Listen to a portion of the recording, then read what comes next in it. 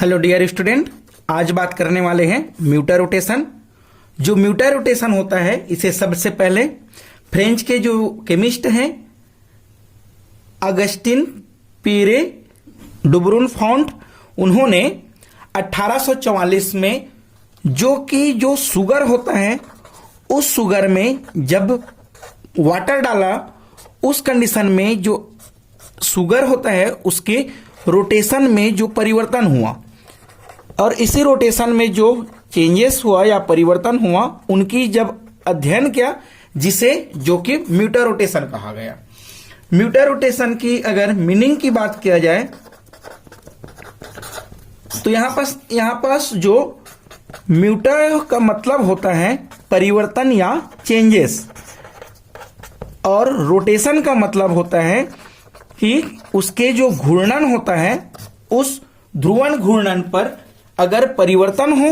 तब उसे जो कि म्यूटर रोटेशन कहा जाता है। अगर इस तरह से म्यूटर रोटेशन को समझा जा सकता है कि अगर जैसे कि अल्फा डी ग्लूकोस है, इस अल्फा डी ग्लूकोस को अगर पानी के साथ रिएक्शन करा दिया जाए,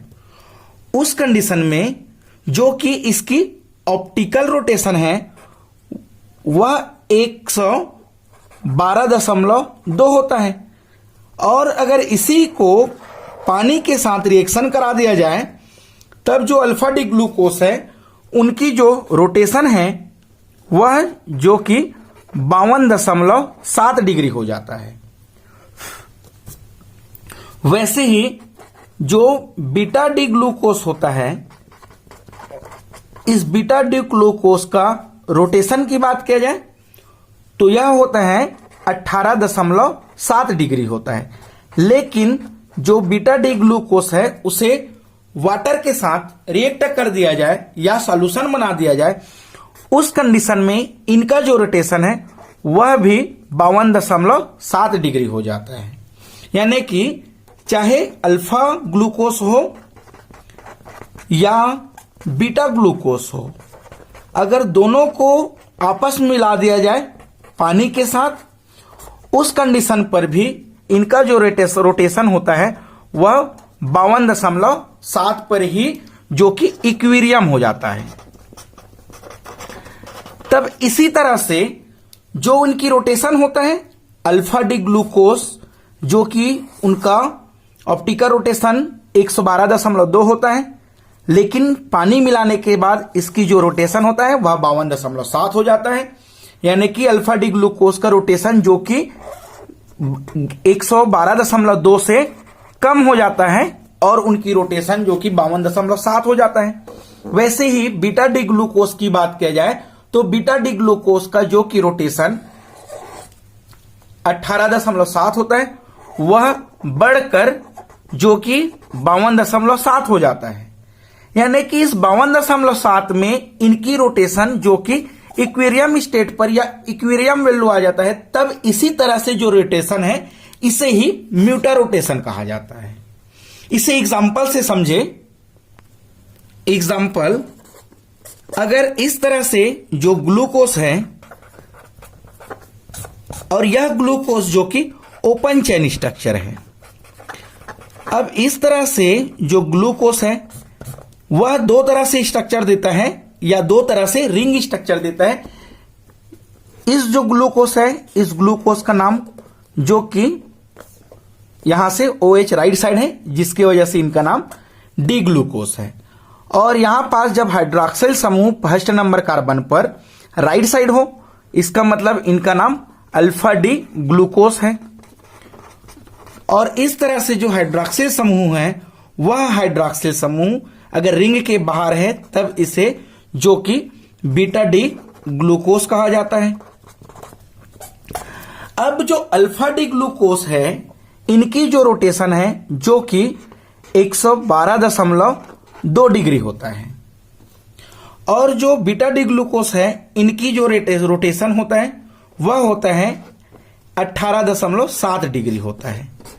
लेकिन अल्फा डी ग्लूकोस या बीटा डी ग्लूकोस पर अगर पानी मिला दिया जाए तब इसकी जो रोटेशन है, अल्फा डी ग्लूकोस की रोटेशन कम होकर जो कि 52.7 डिग्री रह जाता है और बीटा डी ग्लूकोस जो कि 52.7 रह जाता है, जो कि क्लॉकवाइज रहता है। इस प्लस का मतलब जो कि क्लॉकवाइज रोटेशन है। तब इस कंडीशन में अल्फा डी ग्लूकोस का रोटेशन कम हो जाता है और बीटा डी ग्लूकोस का रोटेशन जो कि बढ़ जाता है। तब इनकी इक्विलिब्रियम जो वैल्यू रहता है 52.7 हो जाता है और इसी को जो कि म्यूटा रोटेशन कहा जाता है। तो इस तरह से अल्फा डी ग्लूकोस या बीटा डी ग्लूकोस का स्पेसिफिक रोटेशन जो कि चेंज हो जाता है, इसी को म्यूटा रोटेशन कहा जाता है। बात करें आखिर म्यूटा रोटेशन क्यों होता है, यहां पर बात करते हैं म्यूटा रोटेशन की कारण की। तो अगर इस तरह से जो कि यह हाइड्रोक्साइड जो कि रिंग के अंदर है, जिसकी वजह से इनका नाम अल्फा डी ग्लूकोस है, और यहां पर कुछ नहीं है इस एटम में, इसका मतलब इन सभी एटम में हाइड्रोजन प्रेजेंट है। अब जो अल्फा डी ग्लूकोस जो कि है वह एक तरह से रिंग स्ट्रक्चर है और इस रिंग स्ट्रक्चर को जो कि हेमी एसिटल कहा जाता है। हेमी एसिटल का मतलब होता है अगर इस तरह से अगर कार्बन एटम है, उस कार्बन एटम पर हाइड्रोक्सिल समूह हो और उसके साथ ऑक्सीजन और जो कि आर ग्रुप प्रेजेंस हो। जैसे कि इस तरह से जो कार्बन है, इस कार्बन पर हाइड्रोक्सिल समूह होता है एक और उसके बाद OR समूह है, इस वजह से इसे हेमी एसिटल कहा जाता है। अब जो इस तरह से हेमी एसिटल है, इस हेमी एसिटल एटम कंपाउंड के साथ जो कि पानी के साथ रिएक्शन करा दिया जाए, उस कंडीशन में जो इसकी रिंग स्ट्रक्चर है वह रिंग स्ट्रक्चर चेंज होकर जो कि क्लोज चेन या इस तरह से क्लोज चेन स्ट्रक्चर बना लेता है, जिसमें इसकी जो फंक्शनल ग्रुप होता है वह फिर से एल्डिहाइड हो जाता है। तब इस तरह से जो अल्फा डी ग्लूकोस है, इनकी जो कि रोटेशन होता है 112.2 होता है, वह पानी के साथ रिएक्शन करके या हेमी एसिटल पानी के साथ रिएक्शन करके फिर से एल्डोज बना लेता है, जिनकी रोटेशन जो कि 52.7 डिग्री रह जाता है। इसी को जो कि म्यूटा रोटेशन कहते हैं और म्यूटा रोटेशन का कारण यही है कि जो हेमी एसिटल है वह क्लोज रिंग और जो कि साइक्लिक रिंग बनाता है। और इस तरह से जो अल्फा डी ग्लूकोस है, वो अल्फा डी ग्लूकोस और बीटा डी ग्लूकोस की बात किया जाए तब इसमें जो ग्लूकोस है उसमें पानी डालने से जो कि एल्डिहाइड फंक्शनल ग्रुप बना लेता है। इस तरह से जो अल्फा डी ग्लूकोस होता है, उस अल्फा डी ग्लूकोस की अगर स्टेबिलिटी की बात किया जाए जो कि 36% होता है, और जो बीटा डी ग्लूकोस है जिनकी स्टेबिलिटी जो कि 64% होता है, और जो ग्लूकोस होता है उनकी स्टेबिलिटी जो कि 2.2% होता है, और यहां पास जो बीटा डी ग्लूकोस है उनकी स्टेबिलिटी बहुत ही ज्यादा होता है। उसके साथ साथ अगर बात किया जाए इस ग्लूकोस की दो स्ट्रक्चर बीटा डी ग्लूकोस और अल्फा डी ग्लूकोस के, तो इस तरह से जो अल्फा डी ग्लूकोस और बीटा डी ग्लूकोस है, उस फर्स्ट नंबर के कार्बन पर जो हाइड्रोक्सिल समूह है उनकी रोटेटरी बस ही चेंज हुआ है, इस वजह से इन दोनों को एनोमर कहा जाता है, जो कि एक तरह से समावयता होता है। तो इस तरह से हमने आज म्यूटा रोटेशन के बारे में पढ़े हैं। Thank you.